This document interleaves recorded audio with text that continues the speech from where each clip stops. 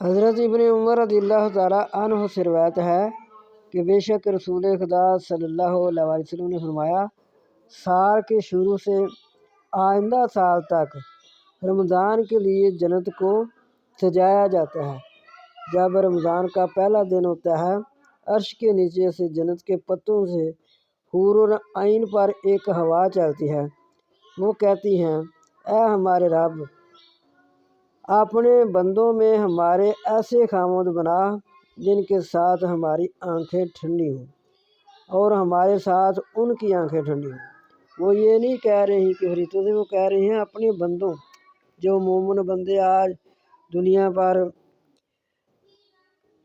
پرہیزگاری کر رہے ہیں،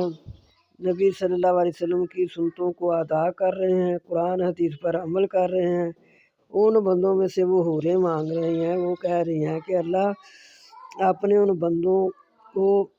بندوں میں سے ہمارے لیے ایسے خامد بنا جن کے ساتھ ہماری آنکھیں ٹھنڈی ہوں اور ہمارے ساتھ ان کی آنکھیں ٹھنڈی ہوں۔